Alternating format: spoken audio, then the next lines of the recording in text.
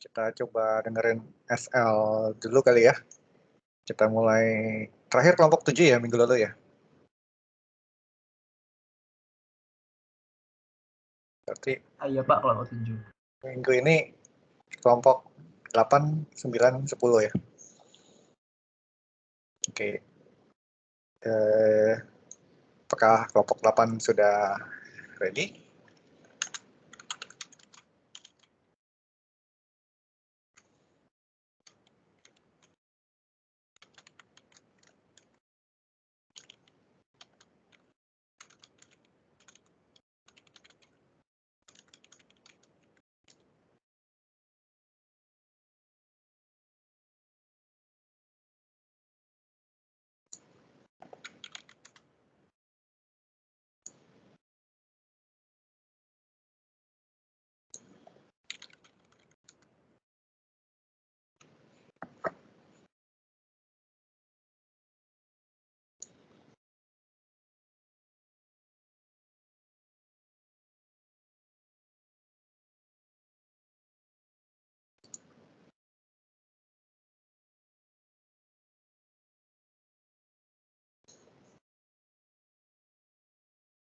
Suara saya kedengaran ya, Pak?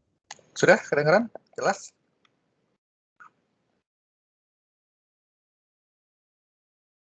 Oh. Ya, kedengaran.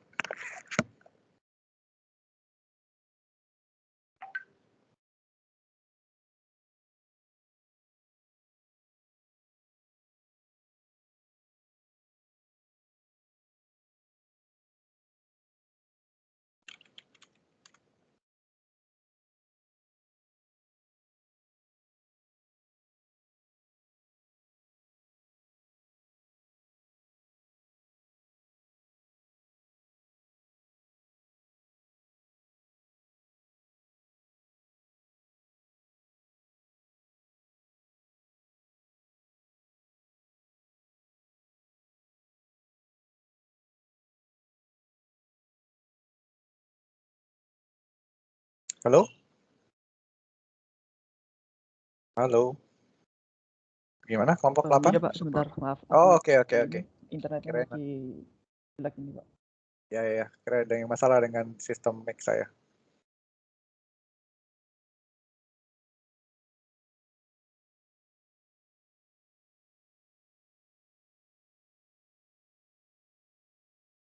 Screen-nya udah kelihatan belum ya? Oke, sudah.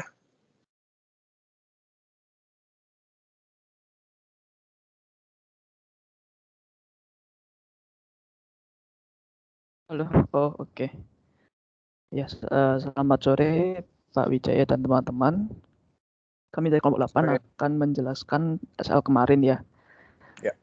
Tentang kita akan bahas tentang MQTT, QoS, sama yang MQTT FX dan Mosquito kemarin. Oke, sebelum masuk ke QoS, saya akan menjelaskan dulu kenapa kita perlu MQTT gitu. Jadi kan MQTT itu kayak protokol untuk komunikasi satu sama lain gitulah. Nah, mungkin pertanyaannya gini, kenapa kita nggak langsung misalkan dari si klien langsung ke service gitu? Kenapa perlu message broker atau MQ gitu? Nah, karena kan kita tahu ya kalau misalkan IoT device itu kan dipasang di tempat-tempat yang mungkin agak ekstrim gitu, mungkin di luar atau mungkin di environment yang kurang mendukung device-nya gitu. Jadi reliability suatu device itu pasti berbeda satu sama lain, tergantung dari environment di mana device itu diletakkan gitu. Nah, kalau misalkan dari klien dia langsung nembak ke service, kemungkinannya sangat besar gitu. Kalau misalkan message-nya tiba-tiba di tengah itu langsung tiba-tiba drop atau hilang karena nggak reliable gitu komunikasinya. Maka ada yang namanya message broker. Nah, adanya message broker atau MQ ini dia bisa nyimpen misalkan ada message yang nggak sampai ke service nih, dia bisa disimpan dulu di message broker. Kemudian kalau si service-nya nyala, dia bakal dikirim lagi ke servisnya. Jadi gunanya message broker itu untuk itu sebenarnya, untuk mengatasi network yang kurang reliable atau network yang jelek gitu. Oke, nextnya tolong Tony share screen.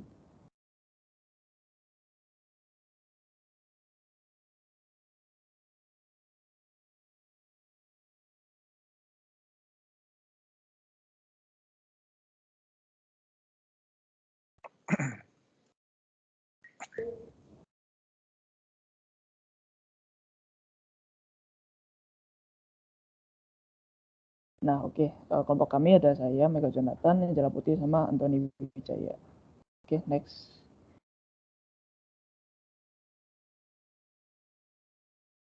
Nah, kita kan udah tahu ya MQTT untuk apa. MQTT itu untuk yang seperti tadi, message broker atau message queue.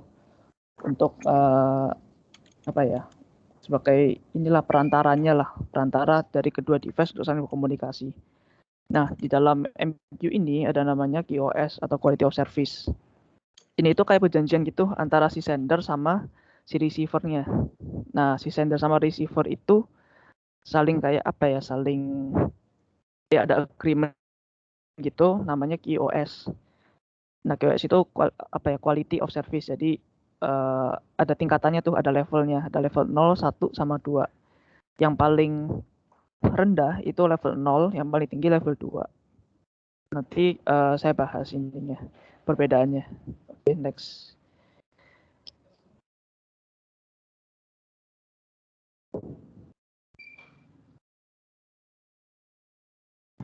Oh, ini dulu ya, kenapa QoS itu penting. Nah, QoS itu penting karena ini tuh fitur utama dari MQTT protokol. QoS itu bisa ngasih apa yang ngasih kebebasan untuk klien untuk milih mau seberapa berkualitas sih servisnya, seberapa berkualitas sih apa ya, komunikasinya itu gitu. Nah, jadi dengan ada QoS ini, dia bisa memastikan bahwa komunikasi yang bahkan di network yang nggak reliable pun bisa terjadi gitu. Next.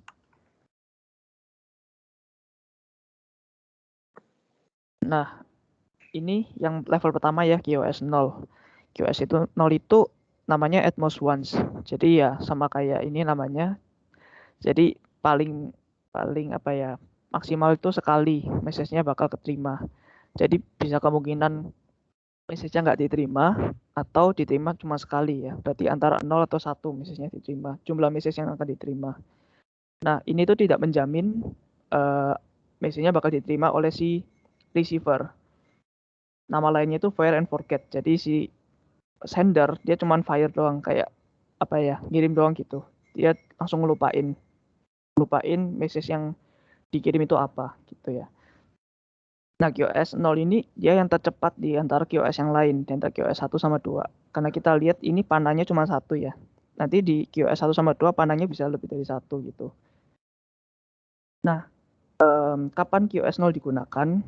Kita bisa gunakan QoS 0 saat message-nya itu mungkin nggak terlalu penting gitu.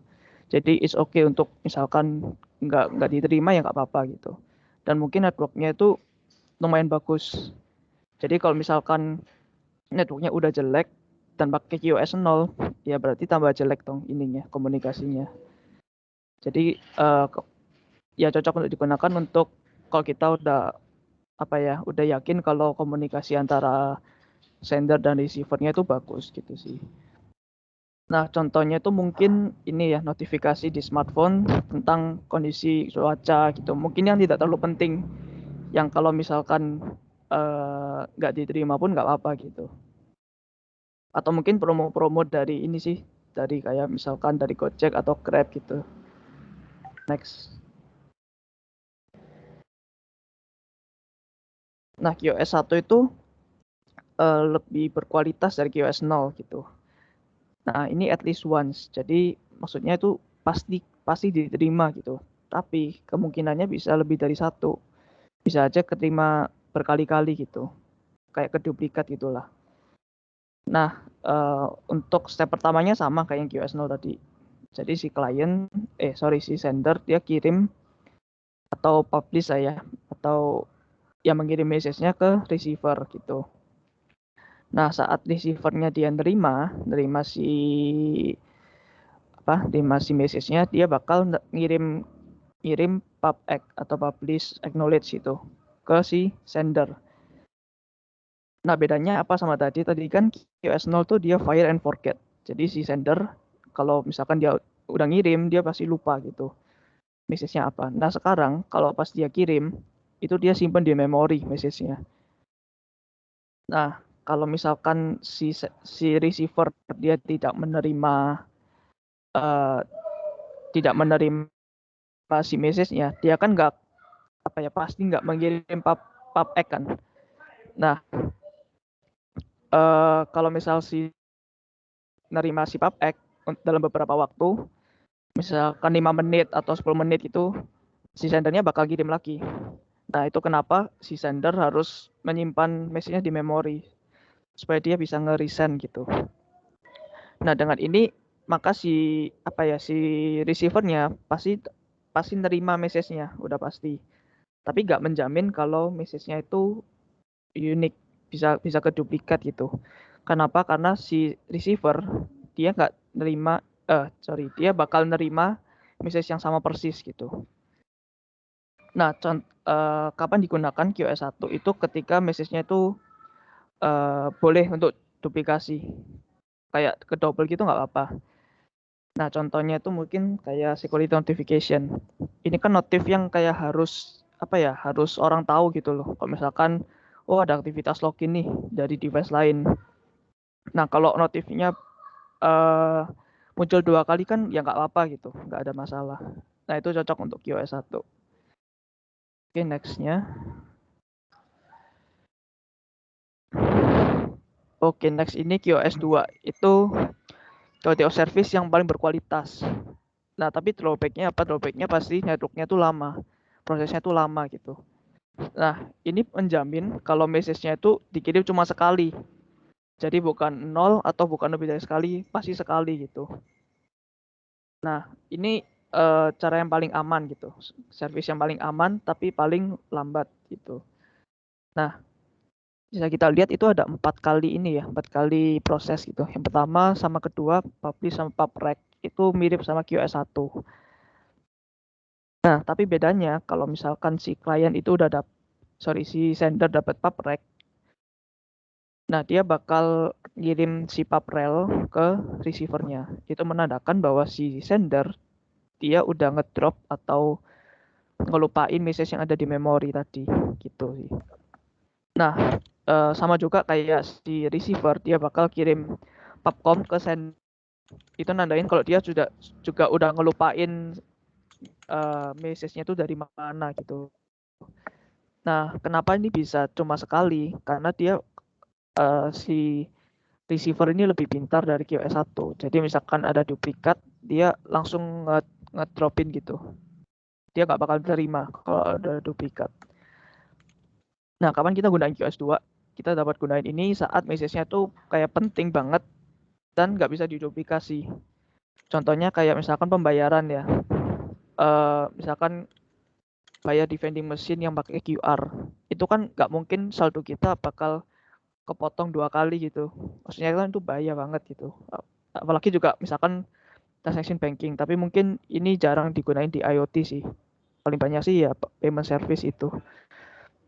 Nah, QoS 1 sama QoS 2 itu bisa kita gunain untuk klien yang lagi offline. Kalau misalkan offline dia tetap bisa dapat message yang disimpan di MQ tadi. Kalau QoS 0 itu si receiver harus online terus sih, nggak bisa offline. Gitu. Oke, next-nya. Nah, ada namanya downgrade of QoS. Jadi kan tadi QoS itu agreement ya antara sender sama receiver. Nah, dengan adanya MQ ini ada 2 tipe komunikasi gitu. Bisa antara publisher dengan MQ-nya atau antara MQ dengan subscriber. Nah, bisa memungkinkan kan kalau misalkan antara dua komunikasi ini QoS levelnya beda gitu. Misalkan satu pakai QoS 1, satunya pakai QoS 2. Nah, yang pakai QoS 2 itu otomatis dia bakal meskipun apa ya, meskipun QoS-nya di set 2, tapi secara praktisnya dia bakal pakai QoS 1. Kenapa? Karena misalkan contoh nih, contoh dari publisher dia ke message broker nih, ke MQ-nya. Kalau QoS 1 kan dia bisa duplicate kan ya. Jadi di dalam MQ itu mungkin untuk message-nya diduplikat di dalam MQ-nya. Belum Ton, sorry. Back dulu.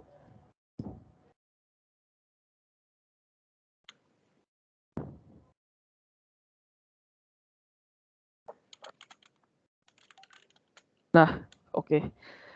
Nah, kalau misalkan di message broker itu ada yang duplicate, nah dia bakal ngirim message yang ke duplicate itu ke masing-masing service gitu. Jadi sama aja pasti si service-nya dapat QoS 1. Jadi kalau misalkan ada QoS yang berbeda dipakai gitu, itu pasti otomatis akan menggunakan QoS yang lebih rendah gitu sih. Nah, selanjutnya mungkin dijelaskan oleh teman kami.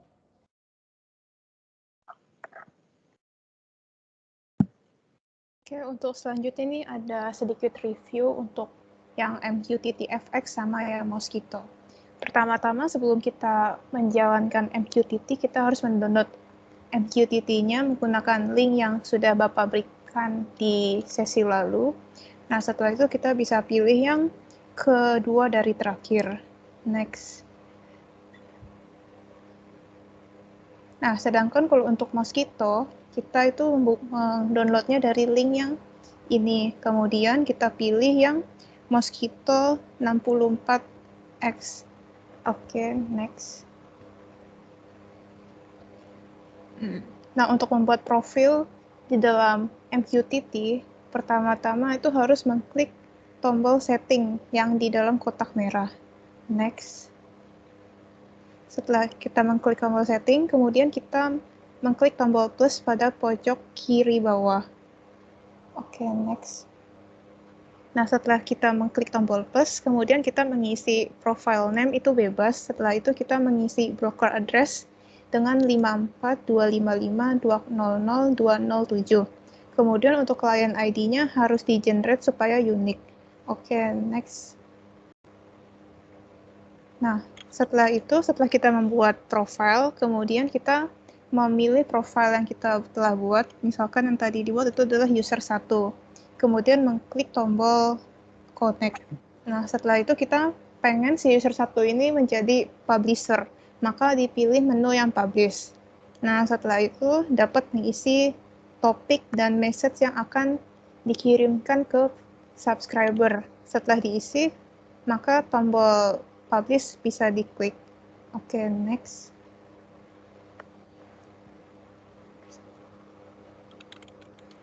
Nah, ini kalau misalkan kita pengen subscribe. Untuk subscribe itu user publish dan user subscribe itu harus berbeda. Kalau misalkan samaan itu nggak bisa. Nah, setelah itu kan kita pengen subscribe, maka menu yang dipilih itu subscribe. Kemudian kita mengisi topik apa yang pengen di-subscribe. Nah, setelah itu diklik subscribe. Nah, setelah itu akan muncul message yang dipublish oleh publisher. Next. Oh, ini kalau misalkan yang ini itu dia harus subscribe terlebih dahulu, baru udah bisa itu publish. Nah, kalau misalkan kalau misalkan dia subscribe dulu, baru publisher-nya publish, maka pesannya itu nggak bisa didapatkan. Next. Nah, setelah itu ada yang namanya retain message. Nah, untuk mengaktifkan retain message itu dengan mengklik ada pilihan retain di pojok di sebelah kanan, ya. Nah, itu untuk isi topik sama message itu kurang lebih sama, cuman bedanya itu di sini tuh kita mengaktifkan retain. Nah, retain itu gunanya supaya ketika subscriber-nya itu off, terus tiba-tiba dia on, maka pesan yang dipublish oleh publisher itu tetap bisa diterima oleh si subscriber-nya. Oke, next. Untuk proses penerimaan, itu tetap sama aja. Nah, setelah itu beda, ini tetap muncul message-nya. Oke, ya. Oke, next. Nah, ini untuk Mosquito. Kalau untuk Mosquito itu kita menjalankannya menggunakan CMD. Di sini kita ingin publish, jadi kita memilihnya mosquito_pub.exe. Setelah itu kita menentukan hostnya, yaitu 127.0.0.1, kemudian topiknya itu adalah kelompok 8, dan message itu, M itu message yang ingin kita kirimkan. Next. Oke, untuk subscribe-nya itu, kita menjalankan yang mosquito_sub.exe. Untuk hostname-nya 127.0.0.1. Kemudian topiknya itu topik yang kita ingin subscribe, yaitu topiknya kelompok 8. Oke, kalau misalkan di Mosquito itu juga bisa retain dengan menambahkan -r pada saat kita pengen publish sesuatu. Ini contohnya. Kita sama, tetap mosquito_pub.exe, hostname-nya sama, topiknya kelompok 8_r, message-nya itu message from kelompok 8, habis itu kita tambahin -r di belakangnya. Lalu untuk subscribe-nya itu tetap sama, mosquito_sub.exe, hostnya sama dengan topik kelompok 8_r. Next. Sekian presentasi dari kelompok kami. Maaf jika ada salah kata. Terima kasih. Oke, terima kasih. Bagus ya. Cukup lengkap presentasinya. Baik, kita dengarkan dulu yang kelompok 9.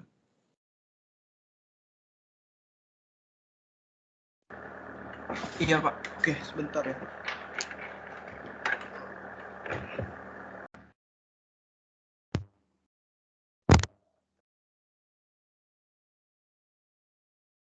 Ya, Pak.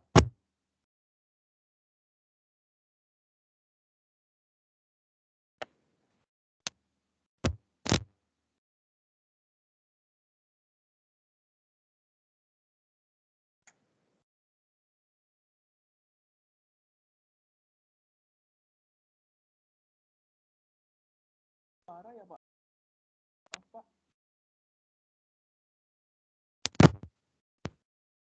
Halo, Pak. Ya. Oh, tadi saya pakai headset nggak ada suara sepertinya, Pak. Oh, kedengeran kok nih, jelas. Oh, tadi nggak. Oke, saya mulai. Oh, oke. Oke, jadi ini dari kelompok 9. Saya bahas sebentar dulu, mungkin review untuk MQTT itu apa dan broker apa. Jadi, MQTT ini semacam protokol untuk publish, subscribe, dan queue messaging, yang mana dia menggunakan broker ya sebagai perantara dari kliennya. Itu sekilas aja, tadi juga udah dibahas sebelumnya. Saya langsung masuk ke prakteknya aja ya, Pak. Ya. Sebentar, sorry. Nah, oke. Jadi di sini kita yang pertama diminta untuk menggunakan server broker dari Bapak ya.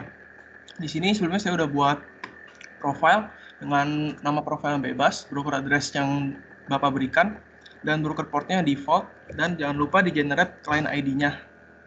Oke, di sini saya udah ada 2 klien. Kita connect aja.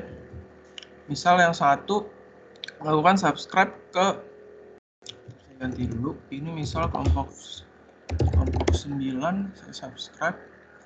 Lalu di sini kita connect kelompok 9, saya publish, retain. Oke. Nah, ini sekedar publish subscribe. Lalu yang perlu diperhatiin di sini ada QoS 0, QoS 1, QoS 2, dan retain. Di sini saya akan bahas QoS dulu. Saya pakai gambar ini aja. Nah, untuk QoS ini apa? QoS ini kayak suatu agreement yang di-define oleh si sender untuk mengirimkan pesan ataupun saat suatu klien mensubscribe suatu topik. Di sini ada 3 level. Bedanya apa? Yang pertama ada QoS 0. QoS 0 ini at most once delivery. Maksudnya apa? Maksudnya dia hanya mengirim satu paket publish. Habis itu udah nggak ada kayak balasan dari si receivernya. Dalam artian kita nggak tahu apa yang terjadi. Dalam artian kita nggak tahu paketnya diterima atau enggak. Entah kalau ada connection loss gimana prosesnya. Kemana message-nya ini nggak di store ya. Dia langsung di delete, dan seperti yang tadi udah saya bilang, dia nggak survive dari connection loss dan lain sebagainya. QoS 0, QoS 1 dia at least once delivery. Artinya di sini dia mastiin bahwa paket ini akan terkirim setidaknya sekali lah ke receivernya. Di sini dia menggunakan 2 paket, yaitu publish dikirim ke receiver, lalu si receiver seharusnya akan mengembalikan PubEx, yaitu publish acknowledgement, jika diterima. Nah, kalau sudah beberapa waktu dan si receiver belum mengembalikan PubEx, nantinya si klien akan melakukan publish paketnya ulang dengan duplicate flag yang berbeda. Nah, di sini message-nya masuk ke queue, dia survive connection loss. Nah, karena dia masuk ke queue, walaupun dia tidak menerima PubEx, nanti ada kemungkinan duplicate message diterima. Lalu QoS 2 exactly once delivery. Di sini dengan menggunakan 4 paket. Bedanya adalah ada PubRec ini sama kayak PubEx, anggapannya kayak di QoS 1. Di sini si sender akan mengirimkan publish, lalu akan diterima. Jika berhasil diterima, akan dikembalikan oleh si receiver dengan PubRec, yaitu publish receive. Setelah diterima, akan dibalikan kembali oleh klien dengan publish release, yang menandakan bahwa message-nya benar. Lalu si receiver ini baru dia meng-forward message-nya. Lalu setelah dia forward message, dia akan mengembalikan publish complete, yang artinya message ini message-nya telah di forward. Ini juga di stored message-nya, survive connection loss, dan juga di sini non duplicate karena dipastiin bahwa paket yang sama hanya dikirim sekali di sini. Nah, lalu sebagai tambahan di sini udah dijelasin juga sebelumnya, ada yang namanya downgrade QoS. Jadi jika suatu klien subscribe topik X misal dengan QoS 1 dan klien B yang publish ke topik yang sama juga dengan QoS 2, klien A hanya bisa nerima dengan QoS yang level yang dia subscribe paling tinggi. Contohnya gimana? Misal di sini saya ulang. Misal di sini dia nge-subscribe dengan QoS 1. Lalu di sini saya kirim message dengan QoS 2. Nah, dia bakal terima dengan QoS 1, yaitu paling tinggi dengan yang dia subscribe.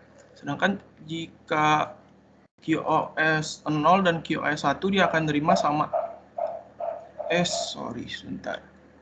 Nah, dia akan terima QoS 1, QoS 0, dan QoS 0 dia menerima juga QoS 0, sorry. Nah, selanjutnya ada yang namanya retain message. Retain message itu apa? Retain message itu kayak message yang bakal diterima oleh semua klien yang akan mengconnect saat pertama kali mereka connect ke server. Contohnya gimana? Misal dia ada retain message, kita publish ya. Sebentar. Kita subscribe QoS. Nah, saat dia connect pertama kali, semua klien yang baru connect dia akan terima retain message ini. Nah, retain message ini hanya akan ada satu, yaitu yang terakhir yang di publish sebagai retain message. Nah, itu untuk menggunakan broker dari yang Bapak. Nah, untuk Mosquito-nya di sini sebenarnya kita bisa bikin Mosquito juga pakai broker Mosquito, yaitu masukin localhost 27001 brokernya default, dan juga karena dia di generate. Nah, ini kalau misal saya connect di sini, dia nggak bisa karena Mosquito-nya belum running. Di sini saya running dulu Mosquito-nya dari CMD. Kita masuk ke file directory dari Mosquito. Sini saya mau jalanin Mosquito ini dalam verbose mode. Verbose mode itu apa? Verbose mode ini, jadi saya jalanin sambil saya melihat logging yang terjadi. Apa yang terjadi dari broker, dia terima koneksinya gimana, apa dia terima paket gimana. Saya coba itu Mosquito V. Oke, di sini Mosquito-nya udah running dalam verbose mode. Sekarang saya akan membuat klien untuk Mosquito-nya yang melakukan publish dan subscribe dari CMD. Ini Anda install sendiri ya di dalam komputer Anda ya? Apanya Pak? Mosquito-nya? Mosquito-nya. Iya Pak. Oke. Ini bentar. Jadi di dalam Mosquito ini ada Mosquito Sub yaitu Mosquito Subscribe dan Mosquito Pub yaitu Mosquito Publish untuk melakukan publish dan subscribe.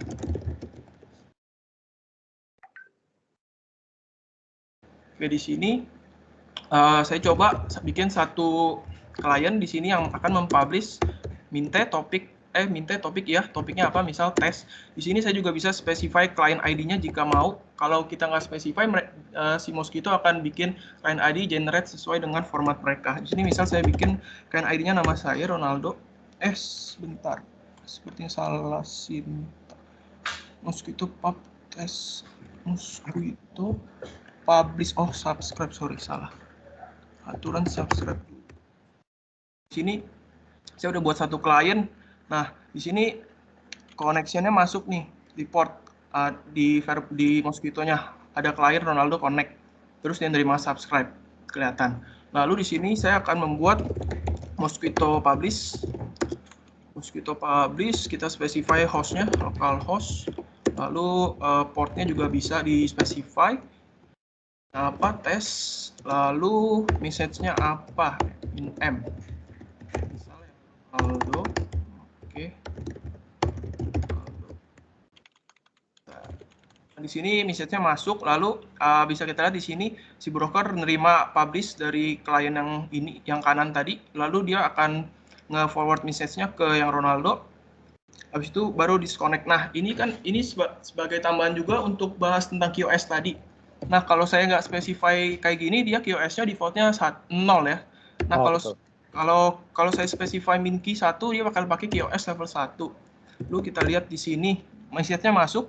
Kita lihat dia akan nerima publish seperti yang tadi digambar, lalu dia akan forward message-nya, dan juga si broker bakal balikin pub-act yang nandain bahwa message-nya berhasil kekirim dan diterima. Nah, ini kita ngomonginnya yang flow-nya normal, yang tanpa ada connection loss atau lain sebagainya. Nah, lalu kalau QoS 2,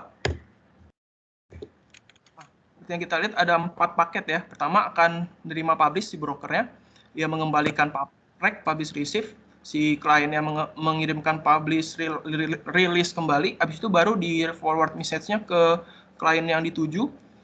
Selanjutnya dikembalikan publish complete dari si broker yang nandain bahwa forward message-nya telah selesai. Nah, ini juga bisa juga pakai min R untuk return message, dan itu banyak sintaksnya, bisa kita lihat di dokumentasi di Mosquito sih. Nah, bisa dispesify banyak di sini. Nah, harusnya dari kelompok kami itu aja sih, Pak. Oke. Terima kasih, Pak. Bagus, lengkap. Mantap. Oke, terakhir kelompok 10. Oh iya Pak, halo. Halo, suaraku masuk? Ya, kedengeran. Oke, saya share screen ya Pak.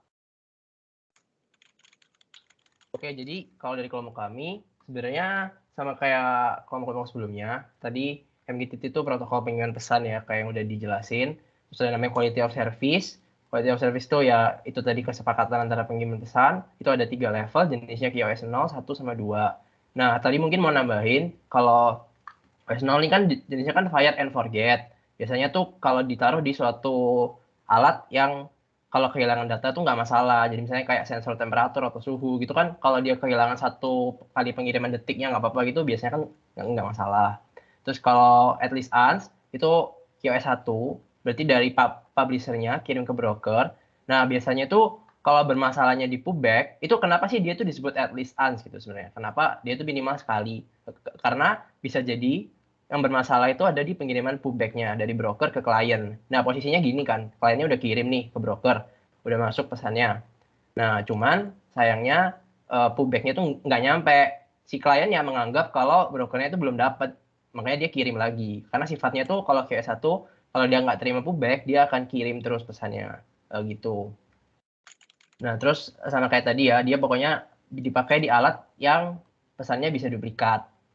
Terus kalau exactly once, ini yang paling bagus gitu ya istilahnya. Cuman dia paling rumit juga, paling kompleks, paling mahal. Nah, karena dia menggunakan protokol forensic kayak gini. Dia dari awal dia nge-publish, kirim pubrek, anggapannya tuh kayak si kliennya tuh bilang, oh iya, si brokernya bilang, oh ini udah diterima pesannya. Baru kliennya ngirim si pubrel ini bilang, oh kalau gitu dikasih aja pesannya, dikirim aja. Habis pubrel, baru brokernya kirim ke subscriber. Nah, habis dia selesai kirim ke subscriber, barulah si broker mengirimkan pubcom ke kliennya. Nah, terus kayak yang dibilang kelompok 9 tadi, ada yang namanya tuh DUP flag kalau di sini. Kenapa sih dia tuh QoS2 itu bisa memastikan kalau pesannya itu cuma masuk sekali? Karena waktu awal pengiriman itu ada yang namanya DUP flag. Nah, DUP flag itu bentuknya tuh kayak gini. Biasanya tuh D-true atau D1 atau D0. Biasanya kalau defaultnya itu D0, namanya default. Nah, dia tuh waktu ngirim awal bentuknya masih default. Tapi kalau nggak terima pubrek dari broker, si sendernya ini dalam jangka waktu tertentu akan mengirim ulang pesannya dengan menambahkan DUP flag ini. Bentuknya tuh D-true, kayak gitu. Nah, nanti brokernya tuh akan tahu nih kalau misalnya dia terima pesan lagi yang udah ada flagnya, yang flagnya itu udah true, dia tahu kalau ini tuh sama, double sama yang pesan sebelumnya. Makanya dia bisa jadi exactly once, pasti sekali, begitu. Nah, terus sifatnya itu yang sangat krusial, kayak tadi misalnya payment, banking transaction, terus ini ada penjagaan kualitas pada minyak, dan lain-lain gitu. Itu nggak bisa salah, nggak boleh ada data yang duplikat. Nah, terus untuk kelompok kami sendiri, prakteknya itu sama kayak Ronaldo tadi, jadi ini tuh kita ganti ke localhost. Karena kalau tadi pakai IP kan, kalau sebenarnya itu bisa juga ditulis namanya localhost di broker address-nya. Nah, kita dua-duanya itu kita samain, localhost 1, localhost 2 gitu. Sorry, maksudnya klien 1 sama klien 2 tuh sama-sama broker address-nya sama-sama localhost. Terus udah kan di-apply. Nah, terus kami kemarin coba-coba nih, gimana kalau ternyata IP-nya kita bedain gitu, walaupun broker port-nya sama misalnya. Itu nggak bakal bisa masuk ya. Ini kalau udah dicoba, nggak bakal bisa masuk. Karena anggapannya si IP ini adalah brokernya, entity brokernya. Nah, kan percuma dong, walaupun kita subscribe di topik yang sama, portnya sama, tapi kan nyambung ke broker yang beda gitu. Jadi nggak bakal sampai pesannya. Itu percobaan pertama. Terus yang kedua, kami juga eksplorasi tentang QoS. Nah, untuk QoS 0 itu kan tadi udah dijelasin sama yang kayak kelompok-kelompok sebelumnya. Kalau salah satu subscribernya itu nggak online, maka pesannya nggak akan bisa masuk. Nah, disitulah gunanya QoS 1 sama QoS 2.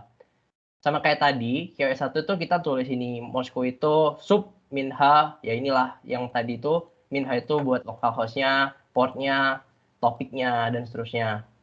Nah, terus setelah kami coba, ini saya nggak buka Pak, biar lebih cepat aja sih sebenarnya. Kalau mau dibuka juga bisa, cuman biar lebih cepat aja. Ini udah ada Mosquito-nya. Nah, itu kami coba masukin, terus baru pesannya masuk gitu. Jadi awalnya tuh kita disconnect dulu si subscribernya, terus kita coba connect lagi, baru pesannya itu masuk. Berarti berhasil. QoS 2 itu juga sama. Nah, mungkin sekilas tambahan dari yang kelompok, sebenarnya ini sih sekilas tambahan dari kelompok yang tadi tuh, kan ini kan 1 sama 2 itu kelihatannya nggak ada bedanya ya. Kalau secara kerja kan sama aja. Misalnya nih, aku subscribe dari QoS 1 sama QoS 2 itu sama aja, karena kami nggak menemukan cara untuk nge-stop pullback-nya sih, makanya nggak bisa lihat. Tapi sebenarnya kalau kita pasang verbose, nah itu kelihatan nih, kalau QoS 1, dia tuh sistemnya kayak tadi, brokernya itu terima publish dari yang pertama nih, B840E8 ini sebagai publisher-nya gitu ya, dia terima publish dari publisher. Itu client ID. Oh iya, sorry. Dari client ID-nya, si publisher-nya itu, terus dia sending ke subscriber-nya gitu. Terus dia sending pullback-nya balik ke publisher-nya, ke B840 ini tadi. Ini ya, kalau dilihat tuh di MQTT-nya itu yang ini. Ini kalau pakai 1. Nah, ini client ID-nya nih. Ini sebagai publisher-nya gitu. Nah, ini kelihatan. Kalau QoS 2 juga gitu. Ini dia publish, dia sending pubrek, dia terima pubrel dulu dari publisher, baru nih, seperti yang saya tadi bilang, habis dia terima pubrel, baru dia berani untuk publish ke subscriber. Dia publish, terus sending, habis dia publish, baru dia sending pubcom-nya balik ke si publisher-nya, gitu sistemnya. Nah, mungkin ini sih, kami kemarin juga ada coba, gimana kalau misalnya QoS-nya beda gitu levelnya. Nah, ternyata didapati kalau misalnya si publisher itu mengirimkan pesan yang QoS-nya lebih rendah, maka yang digunakan tuh QoS yang lebih rendah. Berarti misalnya kayak yang tadi si Ronaldo bilang, kalau publisher-nya itu pakai 0, tapi subscriber dengan QoS 1, maka akan tetap pakai QoS 0, dan seterusnya gitu. Terus sebaliknya, kalau ternyata publisher-nya yang lebih tinggi gimana? Nah, ternyata beda hasilnya. Kalau publisher-nya itu yang lebih tinggi, ini misalnya di contoh ini kami pakai publisher-nya itu menggunakan QoS 2. Terus subscriber-nya menggunakan QoS 1. Nah, maka handshake yang terjadi itu tetap kayak gitu. Jadi yang si broker terima dari publisher itu akan tetap menggunakan QoS 2. Nih, dia publish, dia pubrek, dia receive pubrel. Nah, terus yang di QoS 1 baru dia tetap menggunakan QoS 1. Jadi dia publish dan dia terima pullback-nya gitu. Harusnya sekian dari kami, Pak. Terima kasih. Oke. Ya, terima kasih atas penjelasannya. Saya senang nih pada lengkap ya. Bagus isinya.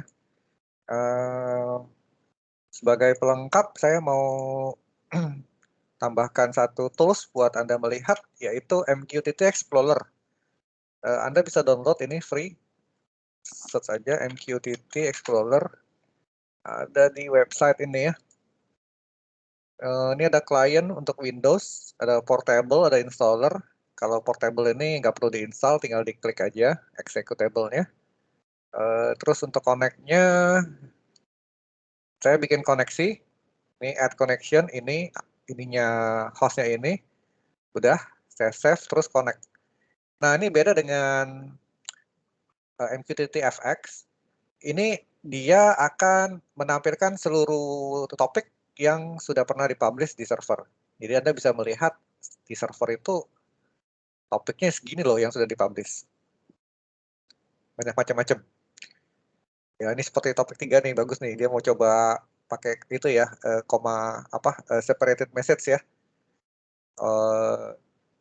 Biasanya sih, ya zaman dulu saya suka pakai ginian juga nih. Tapi sekarang mungkin Anda sudah pakai ini, bisa pakai JSON untuk message-nya. Jadi kalau sudah JSON kan ada gampang tuh parsingnya ya. Terus ini juga bisa di-delete nih. Nah gitu, ini bisa di-delete. Nah itu ya, ini juga. Ini kalau pakai yang subfolder, ini, nah saya bisa delete juga nih satu ini. Ini sangat bermanfaat untuk kita saat development ya. Saat development kan kita ada proses debugging, salah sini, terus kita bisa atur dari sini ya. Seperti itu. Untuk minggu depan, saya akan mau coba lanjut sharing untuk MQTT di ESP8266 ya. Kita sudah belajar di PC, brokernya sudah pakai cloud, sudah pertama broker yang managed service, AWS IoT, terus kita pakai broker on-premise, MQTT Mosquito itu, Anda sudah pakai yang di cloud yang saya punya, terus Anda sudah coba install di komputer Anda. Nah sekarang kliennya nih, kliennya ini kita mau coba menggunakan ESP8266 sebagai IoT device. Jadi nanti kliennya akan seperti ini ya.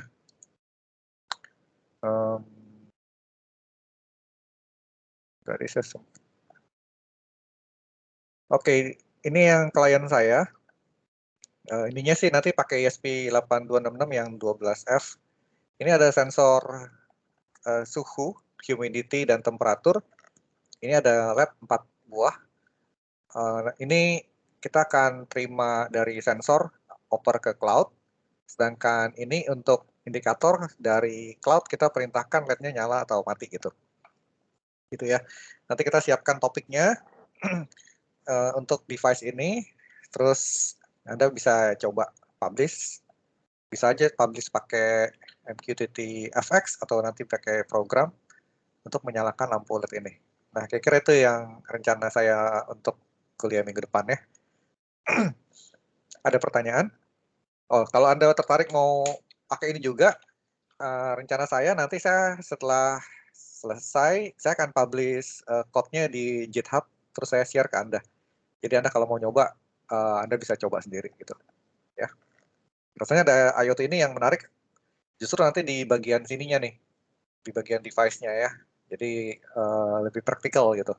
Kalau masih di komputer-komputer aja kan mungkin kurang menarik. Nah, untuk klien menyalamatikannya, Anda bisa aja bikin pakai Android atau pakai iOS, pakai Swift lah, whatever, di mobile. Terus Anda cara mati nyalanya gampang, tinggal publish aja ke topik yang di-subscribe sama device ini. Gitu. Jadi Anda bisa ya buat macam-macam lah. Gitu ya. Kalau Anda mau coba, Anda bisa beli device yang seperti ini. Node MCU.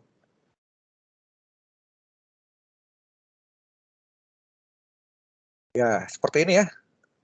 Kalau salah, nggak terlalu mahal ya ini. Kayaknya ya ini masih, ya ini 34.000 lah nih harganya nih. Nah, Anda bisa beli ya model kayak begini ya. Atau kalau mau yang kecil bisa juga seperti ini. Cuma ini harganya beda jauh ya. Beda mahal juga sih, 40.000 ini segini. Kalau saya pakai chip ininya aja. Yang tadi itu ya. Biasanya pakai chip ininya, ya ini saya buat sendiri. Ini rangkaian power supply sebetulnya. Karena ini saya pakai tegangan 12 volt, saya mesti turunin ke 3,3 untuk dia. Jadi saya pakai ini. Gitu. Baik, itu yang kalau sensor Anda mau pakai, Anda bisa pakai DHT11 ya. Ini juga sensornya nggak mahal, murah. Anda tinggal beli sensor yang ini aja nih. Ya 15 ribuan, ya ada yang jual 12 ribuan juga gitu. Ya, ini dibeli di Tokopedia mudah ya, tinggal search, cari harga yang paling murah. Jadi Anda bisa nyoba-nyoba tanpa menggunakan solder. Ya, Anda cuma pakai kabel ini ya, pakai sambungan ini. Untuk LED-nya, oh ya, sensor temperatur itu ada yang untuk suhu kayak begini, ada juga yang dicelup. Yang dicelup itu yang ini ya, DS 18B20. Oke, ini yang waterproof nih. Oh, ini harga yang murah aja. Nah, ini Anda bisa celup nih sensornya, dan outputnya sudah digital, waterproof. Jadi kalau saya mau tahu sensor air berapa gitu. Terus kalau ada tanya, Pak, ini kalau saya mau tahu sensor air, saya celupin ke air yang mendidih boleh nggak? Jawabannya gampang, baca datasheet-nya. Dataset ini sampai berapa? Nah, operating temperatur antara minus 55 sampai 125 derajat. Jadi kalau Anda yakin air mendidih itu tidak melebihi 125 derajat, ya udah, bisa aja Anda pasang di situ ya. Asal kabelnya ini jangan nyentuh pancinya. Pancinya kan pasti lebih dari 100, kayaknya lebih dari 125 kali ya. Saya nggak tahu sih, tapi kemungkinan tinggi karena kan tuh langsung kena besinya kan. Airnya rasanya sih nggak lebih dari 125 kali ya. Cuma kabel ini jangan kena besinya, karena kabel ininya kan dia nggak terlalu tahan panas ya. Sensornya yang besi ini sih oke nih. Yang sampai dicelup ke sini oke ya, nggak masalah. Gitu. Nah ini Anda buat celup sensornya, terus kalau Anda mau cari sensor cahaya, Anda juga bisa pakai ini sih, light sensor ya. Ini macam-macam.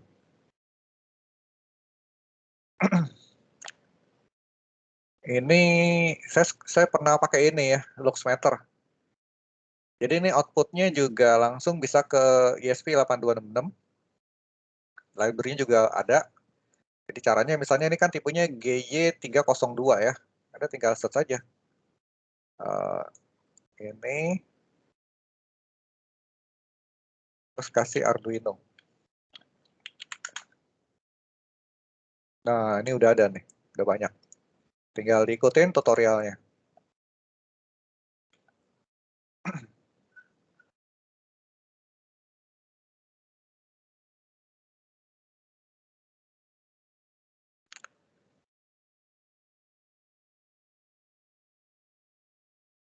Nah, ini dia namanya pakai I2C protokolnya. Jadi pakai 2 pin.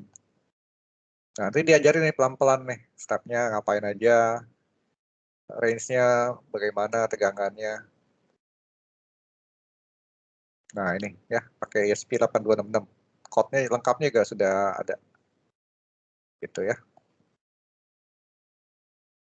Jadi dengan teknologi sekarang, Anda buat mainan, buat itu situ ya bisa jadi kayak mainan aja. Anda bisa buat ke sana, ke sini, pakai device ini itu. Anda kepikir mau sensor apa, tinggal googling, kasih keyword Arduino, koneksinya seperti apa, codingnya sudah ada, terus nyoba bisa satu-satu. Jadi menurut saya akan lebih mudah sih. Anda ada skripsi nggak sih? Atau ada tugas akhir atau apa gitu? Di PPT BCA? Skripsi bukan kali ya? Apa final project atau apa gitu?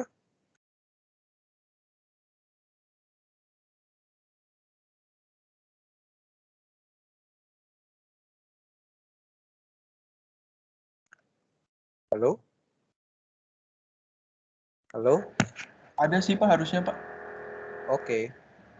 Ya mungkin Anda bisa aja nanti membuat sistem ya, pakai IoT, ada device seperti ini. Baik, saya akan lanjutkan kuliah kita. Minggu lalu kita sudah sempat sampai sini ya. Nah ini keterangannya tentang penjelasan masing-masing. Ini network as a services, intinya dia menggunakan software defined networking ya, dan software defined perimeter. Jadi alat-alat networknya itu di cloud on demand ya. Ini dulu juga saya nggak kepikir bisa bikin private network tapi di cloud. Nah tapi bisa sekarang ya. Bayangannya gini ya, kita punya server, kita taruh di cloud. Tapi server kita ini tidak bisa diakses dari luar internet selain dari kita sendiri. Nah, kita bisa buat seperti itu. Atau kita bisa buat server di cloud. Saya buat server lagi di cloud, tapi dua server ini saya koneksi secara private network. Tidak bisa di-connect dari internet. Bisa juga seperti itu. Jadi tidak semua yang kita host di cloud itu bisa diakses dari luar atau dari internet, tergantung kita settingnya. Bisa aja kita pasang server itu tanpa IP public. Nah, terus kita sendiri bagaimana akses ke sana tanpa IP public gitu kan? Kalau di AWS itu ada konsol sih.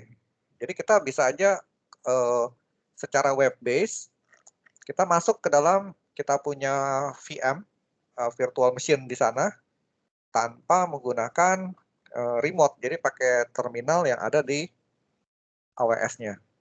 Bisa seperti itu. Atau kita bisa install VPN dari komputer kita sampai ke jaringan kita yang ada di cloud. Ini ya. Jadi hub, switch, router itu software base ya.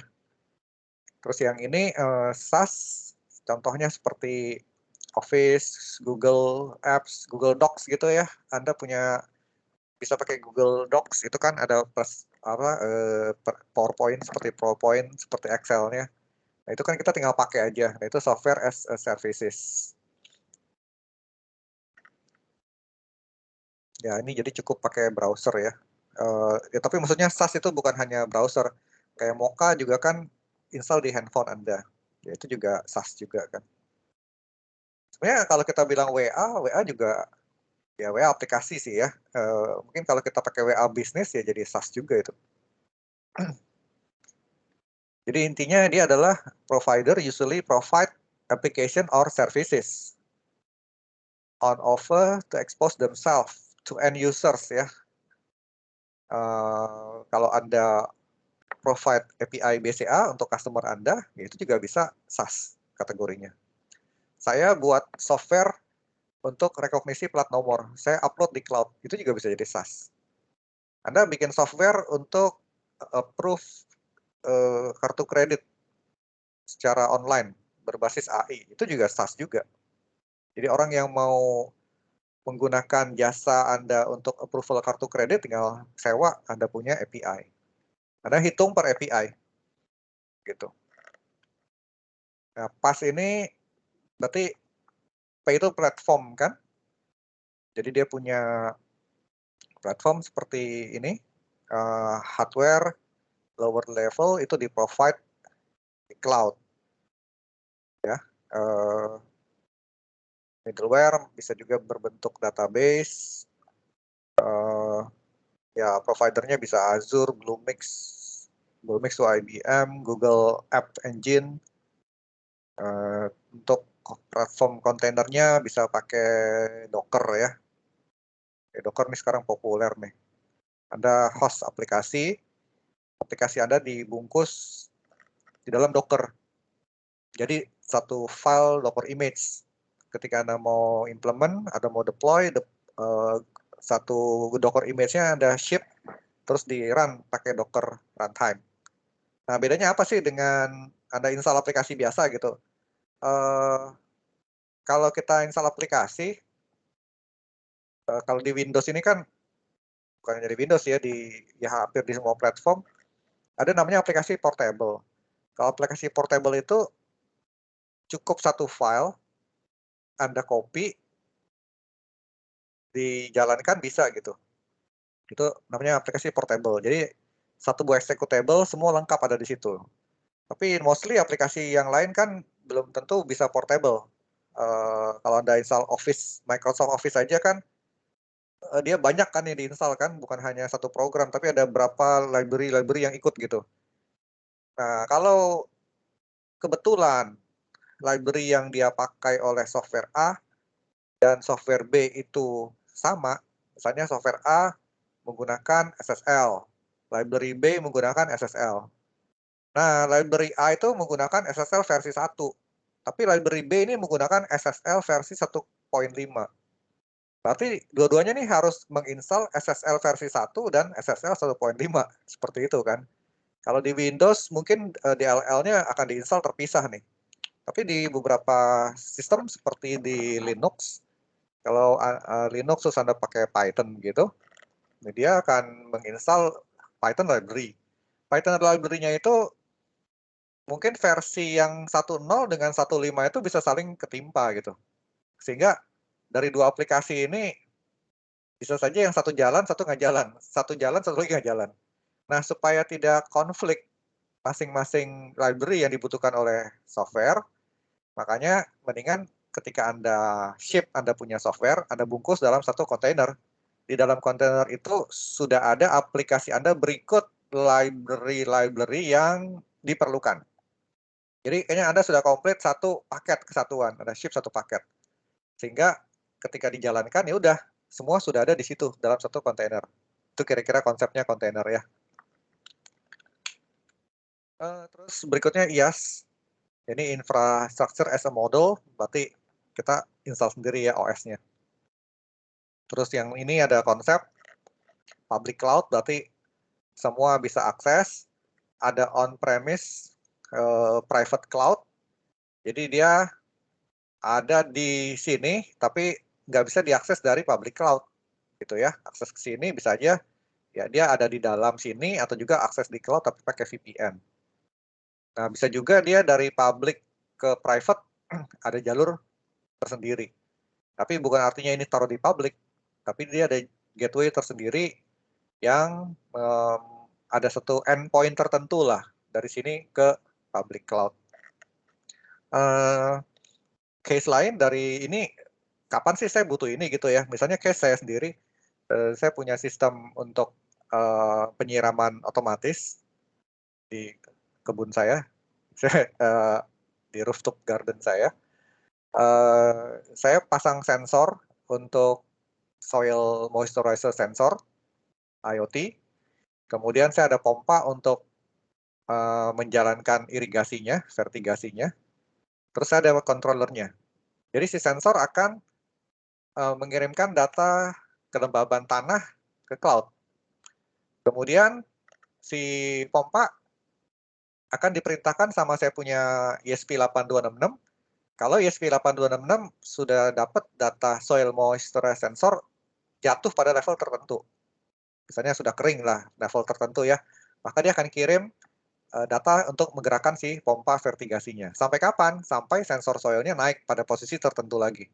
Nah, problemnya adalah ketika sensor soil saya menggunakan MQTT broker yang ada di cloud seperti di AWS, kan kalau internet saya putus, berarti sistem saya fail, lumpuh sama sekali. Dan itu tidak bisa terjadi, tidak boleh terjadi. Ya, kita punya sistem harus kita desain, ketergantungan dengan pihak luar harus seminim mungkin. Ya, caranya bagaimana? Ya, caranya saya pasang satu server kecil di rumah saya pasang local MQTT menggunakan Mosquito. Ya, saya ada local server, saya pakai mini PC kecil, saya install Ubuntu, terus install Mosquito di sana. Sehingga komunikasi antar IoT device di rumah saya, hostnya di lokal. Kalau Anda nanti pakai Blink server, saya juga install Blink server di lokal saya. Sehingga kalau saya punya koneksi ke internet putus, ya kebun saya tidak mati. Kalau pakai broker di luar, di internet, internetnya putus, berarti tidak ada yang nyiram, bisa mati satu pohon, satu kebun saya gitu kan. Nah, itu salah satu case di mana dibutuhkan local broker. Ya, kalau dalam ini saya menggunakan local broker karena local brokernya saya pakai untuk komunikasi antar IoT device. Nah, untuk menjaga dia selalu tersedia, tidak tergantung dengan koneksi internet, ya saya host di lokal. Seperti itu. Nah, kita lihat lagi tentang cloud architecture. OpenStack adalah sebuah open source software yang banyak dipakai untuk membuat cloud architecture. Ini ada banyak company yang support dia, sehingga makin lama dia makin bagus ya. Dia pun sebenarnya join project antara NASA dengan ini namanya Rackspace. Dan dia punya banyak komponen, seperti ini ya, untuk compute and load balancing, storage, compute load balancing ini dia bisa aja satu server yang besar, terus di dalamnya dibagi dalam beberapa virtual machine. Atau bisa beberapa box komputer yang berbeda, terus kita bisa pesan virtual machine di masing-masing box itu. Nah, katakanlah kita sudah punya 5 virtual machine. 5 virtual machine tuh Anda ibaratkan 5 komputer ya, dengan 5 IP address yang berbeda. 5 software yang 5 OS, 5 IP, berarti masing-masing running individual kan. Nah, kalau kita punya aplikasi mau multi-server, tidak cukup hanya kita install aplikasi kita di 5 komputer yang berbeda. Nah, kalau 5 komputer itu berbeda, 5 IP yang berbeda, katakanlah aplikasi kita itu e-commerce.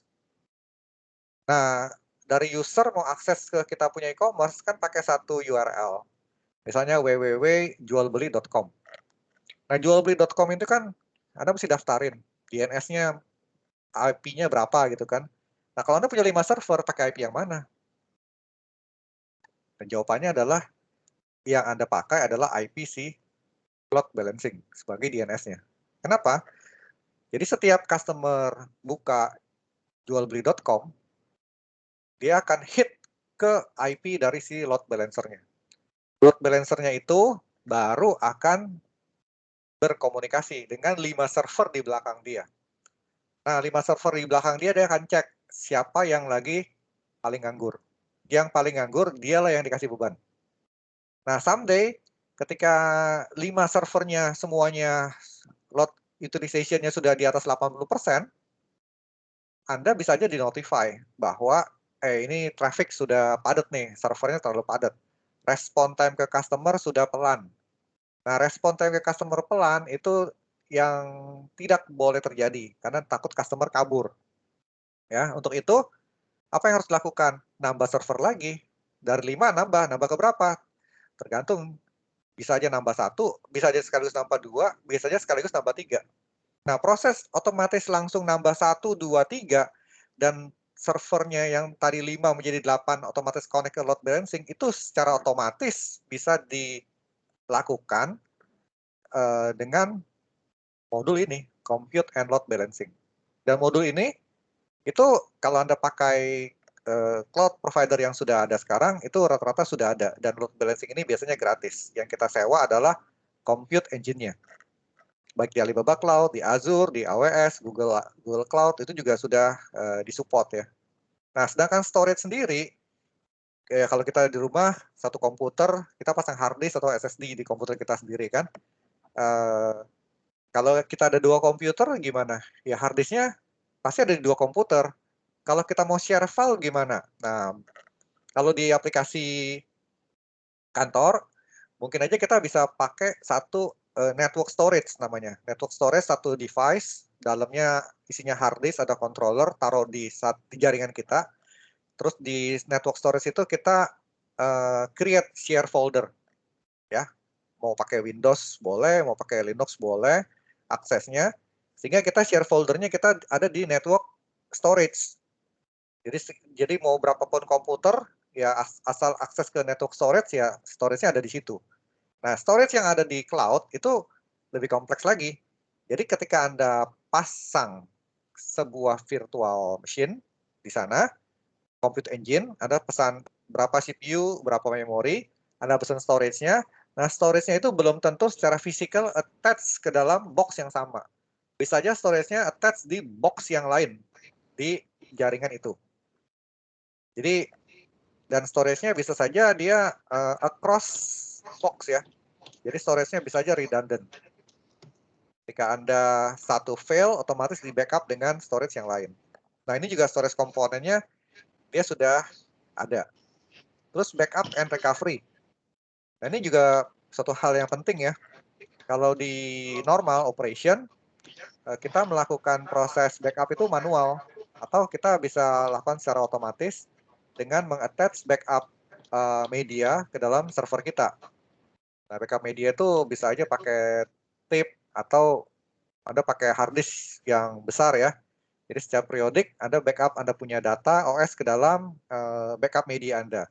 Nah, kalau di cloud, backup media itu kita bisa sewa, namanya macam-macam ya. Kalau di Alibaba namanya object storage.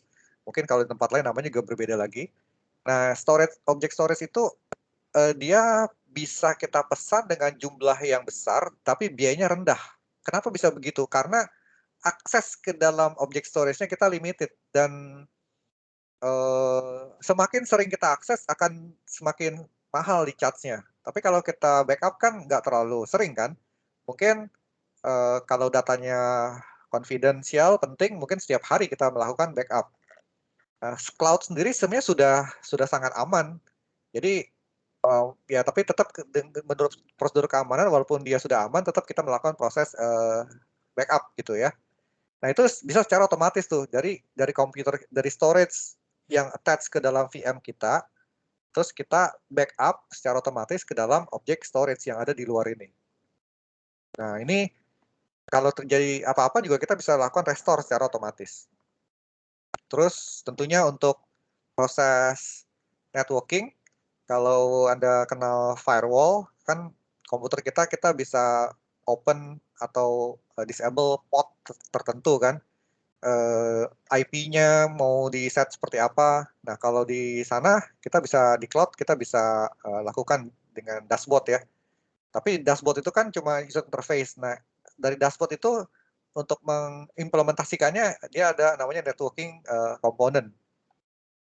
Terus ada macam-macam lah ya, analytics, paket, deployment, monitoring, ini lengkap nih di OpenStack ini.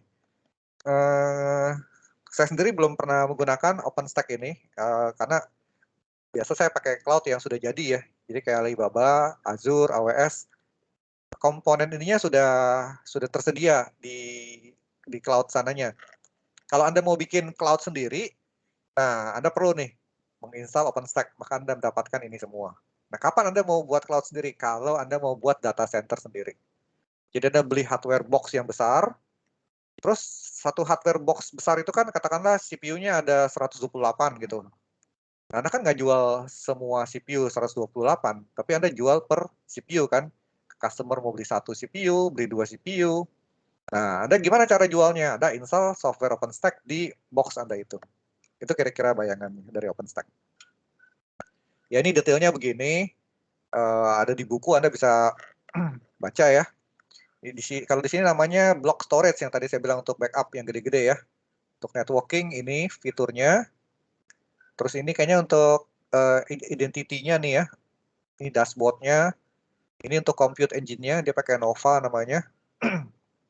Ya, ini ada VM, hypervisor itu virtual mesinnya, jaringannya. Terus ini ada untuk nyimpan image, ada lagi. Terus ini untuk memcache ya. Memcache itu memory cache.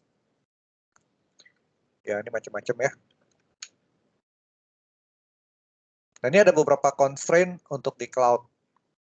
Jadi, karena Cloudflare itu adanya di luar IoT Edge, dan ya umumnya ada di WAN ya, tentunya particular trait of IoT arsitektur adalah kalau kita punya device PAN dan WPAN ya. Misalnya yang non-IP seperti PAN ini Personal Area Network atau Wireless Personal Area Network ya. Atau juga yang ya bisa juga Wide Area Network tapi yang non-IP seperti Zigbee. Nah, karena dia non-IP, untuk masuk ke cloud yang berbasis IP, ya tentunya butuh gateway. Nah, ini gateway-nya begini kira-kira ya. Dari sensor, ini aktuator namanya ya. Ini panahnya bolak-balik, artinya ya ini bisa ngirim ke sini, ini juga bisa sensor kirim ke sini. Jadi bisa aja kita pengen tahu nih kondisinya lagi buka atau tutup gitu. Ini kondisinya kita perintahkan, terus dia report. Lampu juga demikian, kita perintahkan nyala, tapi dia juga bisa kasih tahu statusnya kondisi dia ini lagi nyala atau mati. Terus gimana caranya? Ya, untuk tahu lampu ini nyala atau mati, kita bisa aja pakai sensor cahaya yang taruh di tempat dia. Ya, jadi ini maksudnya bukan physical lampu ya, tapi ini modul lampu lah gitu ya, karena panelnya bolak-balik. Kalau cuma satu arah ya pasti dia device lampu aja. Tapi kalau dia mau report ke sini kondisi dia, kita bisa report dengan kondisi lampu. Taruh sensor cahaya atau saya pakai sensor arus. Arus yang ditarik oleh dia normal atau tidak. Kalau dia normal, bekerja baik. Kalau dia naik atau lebih turun, berarti lampunya ada masalah. Nah, ketika ada masalah itu, ya kita datang untuk melakukan replacement. Gitu ya. Nah, ini tipe-tipe jaringannya. Dari Edge connect ke sini bisa macam-macam. Bisa pakai personal area network, bisa pakai near meter, bisa pakai kabel atau wireless, IP, non-IP, Bluetooth Low Energy, Modbus. Modbus ini banyak dipakai di industri, dia menggunakan wired ya. Wired, tapi bisa juga kita pakai protokol Wi-Fi atau Ethernet di atas Modbus. Kalau Anda mau search Modbus, Arduino library juga cukup banyak ya. Beberapa sensor industrial tuh menggunakan Modbus. Saya beli sensor untuk soil moisture sensor, itu protokolnya juga Modbus. Serial, komunikasi, ini biasa ada RX, TX gitu, Ethernet, Wi-Fi, Zigbee ya.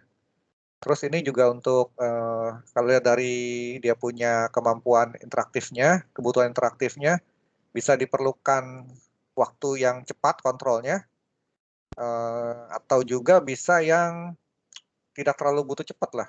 Kayak saya mesti nyalain lampu, rasanya delay 1 detik juga nggak masalah, tidak kritikal. Lain kalau saya mau injek rem, itu kritikal. Dalam saat itu juga remnya harus respon. Kalau remnya delay 1 detik aja, sudah ketabrak. Nah, tapi jadi itu tergantung dari device-nya. Ya tentunya kalau device saya mission critical kayak rem, ya saya nggak mungkin pakai IoT ya, harus pakai sistem jaringan yang lebih reliable. Ya, ini sensor juga ada yang low cost atau high cost tergantung dari spesifikasi dari kebutuhan. Anda menggunakan sensor yang tadi saya sebut DHT11 itu sensor cuma 12.000. Tapi saya punya sensor namanya SHT75 itu sensornya $75. Why so different? SHT11 itu ketika humidity-nya sudah 80%, 90%, dia sudah tidak bisa membedakan antara humidity 85% dengan 90%, dengan 95%. Dan ketika humidity-nya dari 90% turun ke 70%, dia pun delay-nya lama. Nah, itu problemnya. Tapi ketika Anda tidak butuh respon secepat itu, ya is okay, silakan pakai barang 12.000. Ngapain beli barang $75 gitu kan? Nah, jadi masing-masing punya kebutuhan tersendiri. Ya samalah dalam kehidupan kan Anda bisa beli nasi goreng dengan harga kaki 5 mie tek-tek atau Anda bisa beli nasi goreng dengan harga restoran. Ya, tinggal masalah Anda lebih cocok yang mana gitu. Ya, begitu juga dengan sensor. Jadi di sini penting menurut saya adalah kita sebagai IoT arsitek perlu tahu user demand-nya seperti apa, terus kita memilihkan sensor yang cocok dengan kebutuhan dia. Kalau Anda bisa menemukan sensor yang cocok dengan kebutuhan dia, maka harganya pun akan harga pas buat dia. Gitu. Jadi biarlah, ya kalau saya prinsipnya gini, dia demand-nya misalnya sensor dengan requirement sensor ruangan. Ya udah saya cukup pakai DHT 11. Kalaupun barangnya saya mau jual mahal, ya biarlah itu menjadi profit dari company, dari alat kita kan. Yang penting alat kita dipakai speknya sesuai dengan yang dibutuhkan. Jadi jangan hardware-nya kita mahalin, tapi fiturnya dia tidak rasakan. Lebih baik hardware-nya tetap sesuai dengan kebutuhan dia, tapi fitur-fitur software-nya yang kita tingkatkan. Jadi cost yang dia bayar adalah kita konversi menjadi ke fitur-fitur yang dia pergunakan. Ya, misalnya dashboard-nya bagus, representasinya bagus, ada tambahan machine learning, ada prediksi, oh ternyata kalau jam segini kemungkinan begini prediksinya. Jadi arah seperti itu ya. Jadi kayak misalnya saya pasang sensor humidity di kebun. Terus saya jual ke para petani yang punya greenhouse. Saya jual katakanlah sensor saya dengan harga 5 juta. Terus tetangga sebelah jual dengan sensor harga 200.000.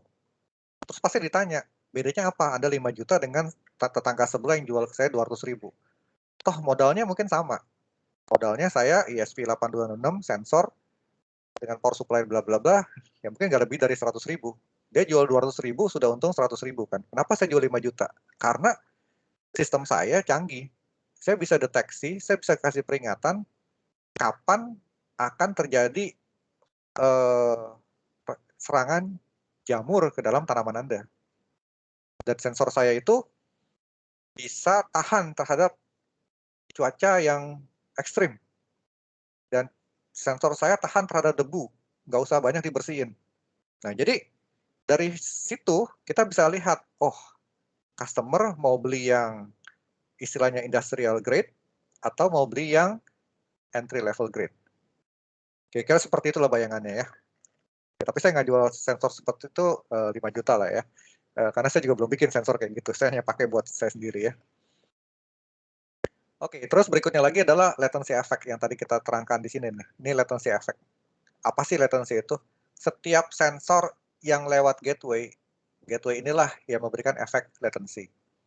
Gateway ini kan membuat data nggak bisa ke sini langsung, tapi diproses dulu. Nah, proses itu pasti butuh waktu. Semakin banyak gateway yang dilewatin, ya latensinya semakin besar.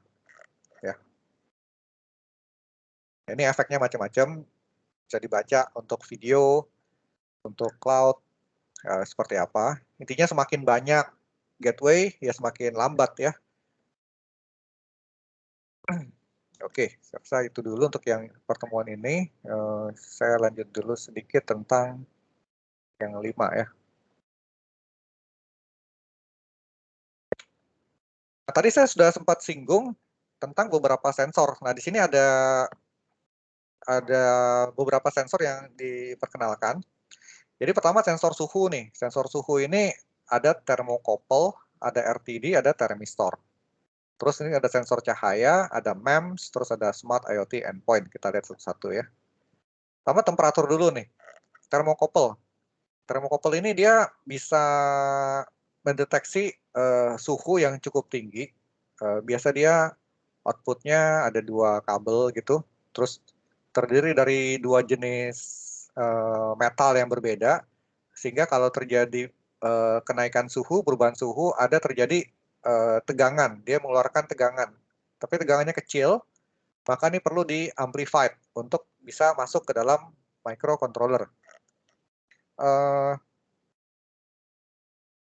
Berikutnya sensor suhu berikutnya adalah yang jenisnya namanya RTD. Ini Resistant Temperature Detector. Kalau si thermocouple dia mengeluarkan tegangan, kalau dia adalah resistansinya yang berubah. Jadi hambatannya berubah sesuai dengan suhu ya.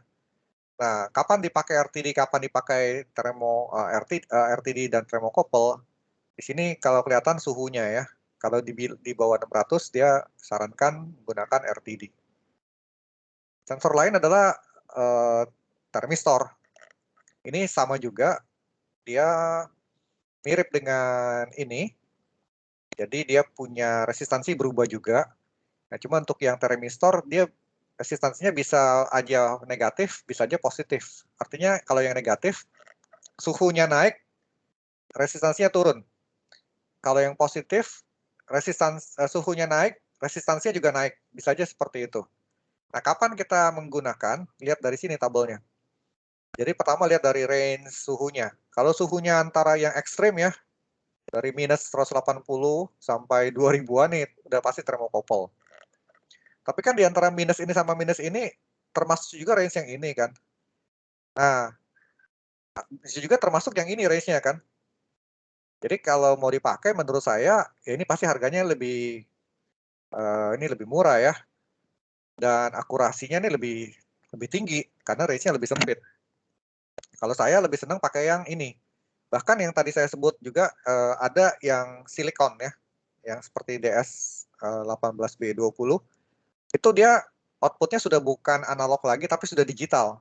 Nah kalau ini outputnya semua masih analog, berarti saya mesti konversi dari analog to digital. Nah proses konversi itu juga akan mengakibatkan error. Ada error tambahan. Nah, jadi ya kalau saya lebih senang yang lebih praktis yang sudah outputnya digital. Tapi ada limitasinya, range temperaturnya tidak sebesar ini. Ya tadi kita lihat si DS18B25 kan maksimum 125 derajat. Ya, ini bisa sampai 130. Respon time juga slow. Ini respon time lebih cepat. Nah, ini kita bisa lihat lah ya kapan dipergunakan. Untuk besaran fisika lain seperti cahaya, kita bisa pakai fotoresistor. Biasanya disebut dengan LDR, Light Dependent Resistor, atau fotodiode. Ya. Ini fotodiode lebih sensitif. Fotodiode ini bisa dipakai juga untuk mendeteksi spektrum cahaya. Ya, jadi misalnya spektrum inframerah berapa besar, spektrum warna hijau berapa tinggi. Jadi saya dengan ada device namanya spektroparometer ya. Jadi saya bisa tahu spektrum cahaya itu berapa grafiknya. Terus sensor lain adalah jenisnya namanya pyroelectric infrared atau PIR. Nah, PIR ini biasa dikombin dengan lensa Fresnel yang taruh di sini. Bentuknya seperti ini ya. Ini objeknya Anda bisa coba cari juga nih. PIR sensor. Nah, kayak gini bentuknya ya. Nah, ini bentuk jadinya seperti ini nih. PIR itu singkatan dari Passive Infrared. Apa sih bagusnya PIR sensor ini? PIR sensor ini bagusnya bisa untuk mendeteksi movement. Jadi Anda mau bikin sensor, kalau ada orang bergerak di lorong itu, lampu baru nyala gitu. Nah itu Anda pakai sensornya apa? PIR. Kalau orangnya diem gimana? Kalau dia diem dalam periode 5 menit, baru mati lampunya. Kenapa 5 menit? Anda setting sendiri. Sejak tidak ada gerakan, berapa menit Anda kasih waktu lampunya tetap menyala. Contoh toilet. Bagaimana toilet bisa mati, bisa hidup sendiri? Ya bisa aja di atas lampu toilet dikasih sensor PIR. Ketika ada orang masuk, kan ada movement, lampu nyala. Ketika diam, tidak ada apa-apa, lampu bisa mati. Ya, tapi kadang-kadang kalau sistem seperti itu, berarti ketika orang duduk di toilet, mereka mesti gerak-gerak ya. Kalau nggak gerak-gerak, nanti lampunya mati sendiri gitu. Sensor lain adalah LiDAR. LiDAR ini dia pakai laser. Jadi dia tembak laser ke satu objek, terus dia tunggu pantulannya. Nah ini bagus untuk bisa deteksi awan, kondisi awan, gasnya di awan seperti apa. Bahkan kalau kita mau tahu kendaraan itu kecepatannya berapa, kita tembak juga kan. Mungkin kalau Anda pakai termogan ya. Termogan itu yang ditembak keluar 2 titik lampu itu ke infrared, bisa sensing kan suhunya berapa. Itu juga salah satu jenis dari active sensing. Jadi dia tembak infrared, terus dia baca kembali sinyalnya, dia tahu temperatur di permukaan itu berapa. LiDAR ini juga sensor yang dipakai untuk mengukur jarak. Kalau Anda lihat Google Car, mobil-mobil yang menggunakan teknologi autonomous vehicle, itu rata-rata mereka sensornya menggunakan LiDAR. Bukan sensor parkir yang ultrasonik gitu ya. Kalau sensor parkir yang sudah mendekati halangan, bunyi, itu masih pakai ultrasonik. Itu tidak seakurat menggunakan LiDAR. Ya. Jadi kalau yang pasif, intinya kan si sensor tidak mengeluarkan apa-apa. Tapi kalau active sensing, si sensor mengeluarkan sinyal dan menerima feedback balik dari sinyalnya itu sendiri. Sinyalnya bisa aja berupa cahaya atau bisa berupa ultrasonik. Kayak sensor ultrasonik distance itu, dia memancarkan gelombang ultrasonik. Kalau ada bendanya akan memantulkan kembali dan dia baca. Terus dia hitung jaraknya dari waktu. Waktu dia pancarkan sampai waktu gelombangnya balik kan dapat jaraknya kan, dapat waktunya kan. Dengan dibagi dengan kecepatan rambat gelombang di udara, dia akan dapatkan distance-nya. Nah, karena dia pakai parameter itu, kecepatan gelombang merambat di udara kan bervariasi, tergantung suhu, tergantung kelembaban. Maka akurasinya tidak sebaik yang LiDAR. Nah, itu kira-kira gitu ya. Oke, saya mesti stop di sini dulu. Kita akan lanjutkan di minggu depan ya.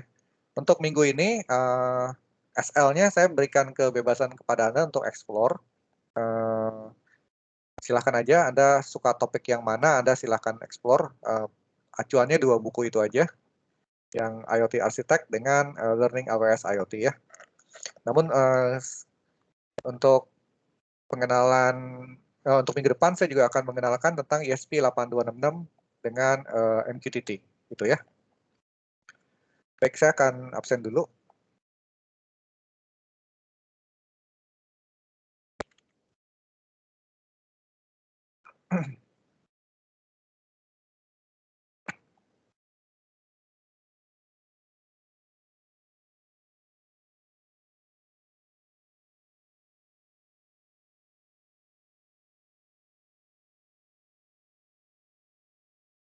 Seperti biasa, saya akan panggil, mohon menjawab Anthony Wijaya. Hadir kok. Oh, Iputu Leong, Hadir. Pranata Adi Wijaya. Hadir, Oke. Pak. Michael Jonathan. Hadir, Pak. Sama, sorry, dulunya Michael Jonathan ya. Michael Jonathan yang NIM-nya 321. Hadir, Pak. Oke. Ricardo Nugroho Jaya. Hadir, Pak. Oke. Rio Octavianis. Hadir, Pak. Tiara Wijaya. Halo Tiara. Oke, mungkin lagi ke toilet. Varianto Nakanauri. Hadir, Pak. Wilfrendo Wijaya. Hadir, Pak. Agi Frian Triputra Haryanto.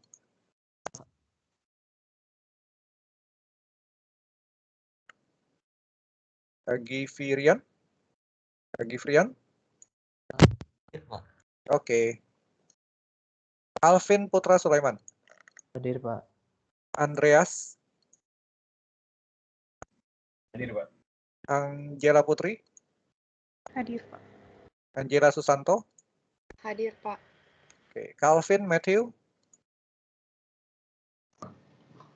Hadir, Pak. Erik Sanjaya. Hadir, Pak. Ferdiana Haryanto. Hadir, Pak. Oke. Jennifer. Hadir, Pak. Jovian. Hadir, Pak. Yosef Wahyu. Hadir, Pak. Kennedy Genesius. Hadir, Pak. Kesia Eka Tirta. Hadir, Pak. Laurencia Fedora. Hadir, Pak. Michelle Setiawan. Hadir, Pak. Nathanael Abednego. Hadir, Pak. Stephen Aprianto. Hadir, Pak. Ini tadi yang manggil saya ya. Antonius Ricky. Hadir, Pak. Destin Joani. Hadir, Pak. Janet. Hadir, Pak. Rainer. Hadir, Pak. Ronaldo. Hadir, Pak. Oke. Ya, sudah balik Tiara? Sudah, Pak. Oke, good.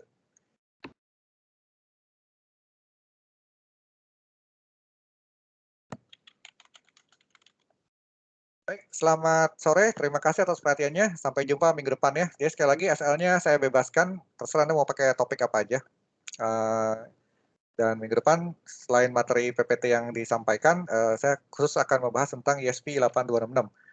Software yang akan saya pergunakan yaitu platform I/O. Anda installnya di atas Visual Studio Code. Terus Anda bisa install extension-nya ya. Di sini Anda cari namanya platform I/O ini. Ini ada untuk code Arduino. Jadi Visual Studio Code ini bagus ya. Anda bisa code Python, code Arduino, dan code macam-macam pakai ini. Satu tools, satu ID aja.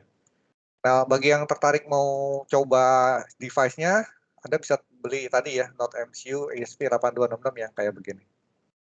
Ini tinggal dicolok ke USB.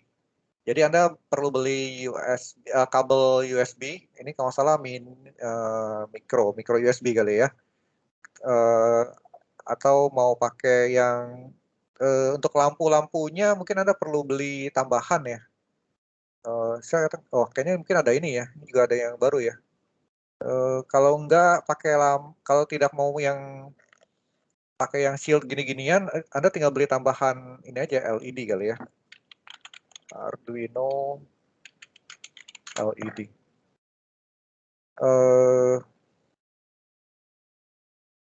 Bisa aja LED yang simple, tapi kalau kayak gini, ini Anda mesti pakai tambahan komponen. Ya, atau kalau mau beli yang kayak gini aja nih. Ini kan ada lucu nih, kayak lampu merah kan. Anda tinggal bisa pakai. Ya, untuk Anda bisa main-main ya. Atau pakainya juga ini, tapi ini mahal lah. Ini bisa RGB. Nah, ini mungkin saya rasa udah cukup menarik lah nih. Untuk nyoba-nyobanya ini bisa pakai kabel yang seperti ini ya. Ini kan ini male. Jadi kabelnya female to female. Kalau Anda mau pakai PCB, Anda bisa beli namanya breadboard. Nah, breadboard seperti ini kabel-kabelnya ya. Jadi colok ke sini. Oke, itu dulu ya. Sampai ketemu minggu depan. Makasih, Pak. Makasih, Pak. Makasih, Pak. Sama sehat semua. Terima kasih, Pak. Terima kasih, Pak. Ya.